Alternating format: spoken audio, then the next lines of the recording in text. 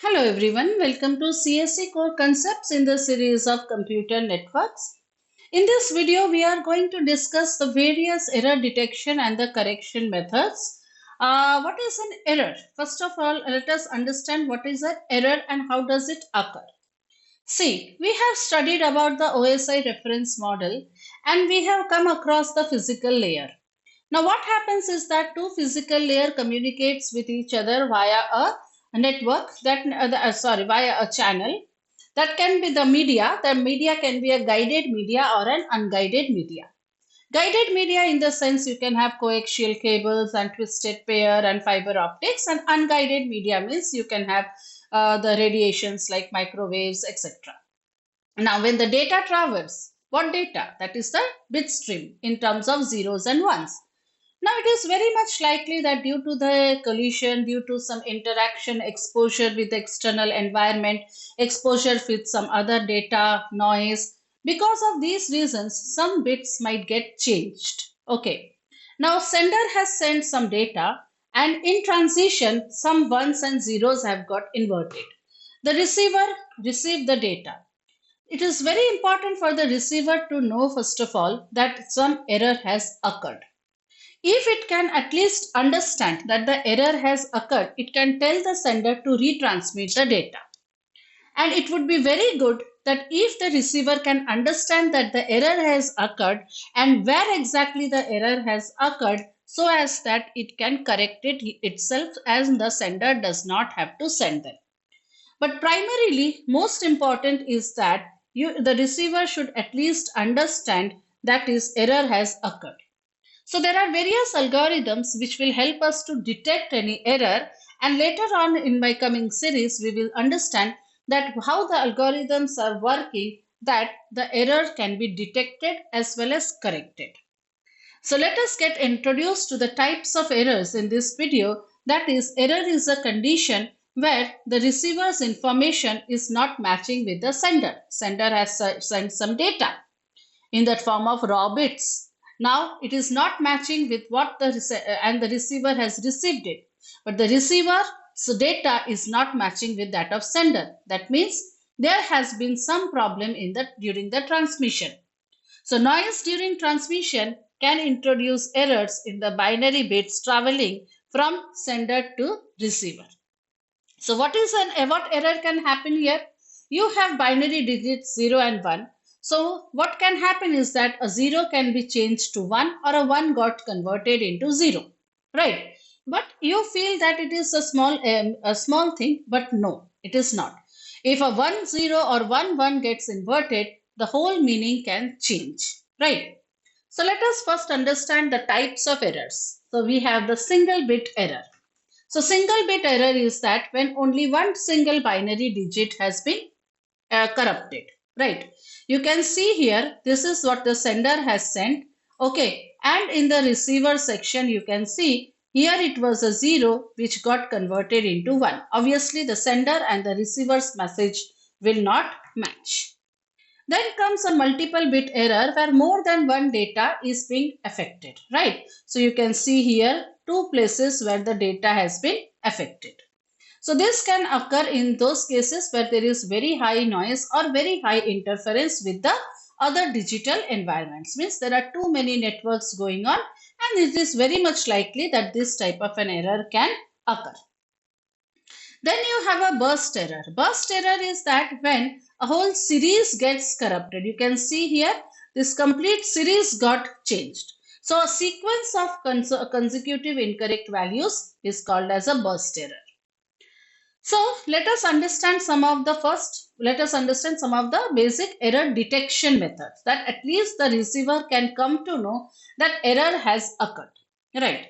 So the very first method is the simple parity check.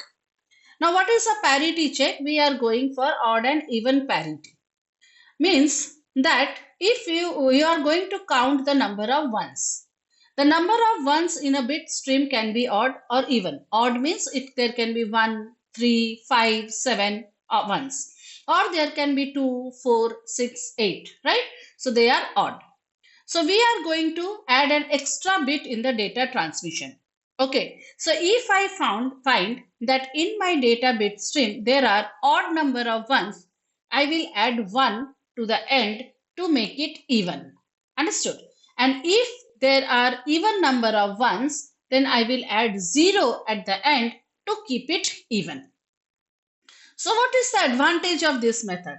This can detect at least a single bit error. See, if some 1 has been inverted, okay, then you can find out. Fine. It can detect odd number of errors. Easy to implement, very easy algorithm you can see. Just you have to count the number of ones and place 0 and 1. So error detection is fast and low data is required. You have to store only 1 bit. Disadvantage is that you cannot even detect the even number of errors. What if two ones have been inverted? Then your count will come same, right? Suppose there were 4 ones and you have placed the parity as 0. Understood? Now 2 ones have been inverted. Okay, they became 0. So there are remaining only 2 ones. Then also parity is 0. So it won't matter. So let's say the sender has this message. Okay. So what happens is that it computes the parity bit. So you can compute the number of ones 1, 2 and 3. It is odd. So if it is odd, we have to make it even. So to make it even, I am adding 1 at the end. I am transmitting it to the sender and receiver is receiving this message. It is going to compute the parity bit. It is also going to compute based on this. Okay, so receiver will just compute based on the initial side. 3, that means there should be 1, 1. Okay, 1 is there, fine. So if you say even parity, yes, accept it. But if there is some problem, let's say this one got inverted to 0. So then it should be 0, no? Then the receiver will say that there are only 2 ones, then why it is 1? That means 1 has been inverted.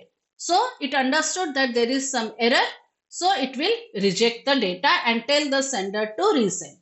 But the problem is that here it cannot find out which one got inverted. Okay. See, this one got inverted to 0, let's say. So here it is a 0, here 0, here there are 4 zeros. So it is very difficult for the receiver to find out which 0 got inverted, right? So it will tell the sender to send the message again, right? So like I explained you, this one got inverted, so parity will not match. Another method is that, so this is a limitation here that you cannot, now you assume that 2 ones have been inverted, right? This is also inverted, this is also inverted. So now it will count that is only 1, 1 odd, okay, 1. So it will not even understand that there has been a change, right? So it goes for a 2-dimensional parity check. So what we do here is that they are calculated for each row. We will calculate the parity for each row and column both. Let's say for example, this is our data 1, 2, 3, 4. Okay, 4 bit streams is my data. So I am placing these 3 data, right? So this is the first data, second data, third and fourth. Now these red ones are the parities which I am computing row wise as well as column wise. So row wise, if you see for the first one, there how many ones are there? 1, 2, 3 and 4. 4 ones are there. So it is a even parity. So the parity bit will be 0. Second one, 1, 2, 3, 4, same. Third one is there are only 2 ones, so 0 again. And fourth one, there are 2 ones, again 0. Now let us go column wise. So column wise, if you see, there are 3 ones over here. So it is a odd parity, there will be 1. Again there is only 1, 1, it is 1. Then again 2 ones, so it will be 0. Here there is only 1, 1, is this one, and so on. So I have computed this all. And what about this last one? Last one you are going to compute, right? You are going to compute, you are going to find it out.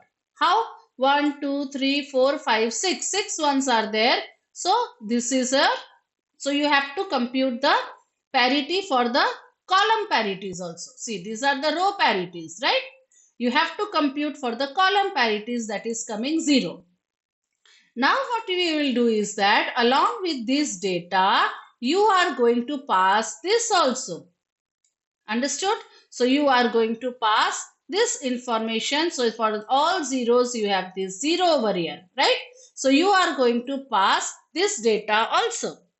Fine. So what is the data you are passing? 1, 1, 0, 1, 1, 0, 1, 1. And for this row, it is again 0. Right.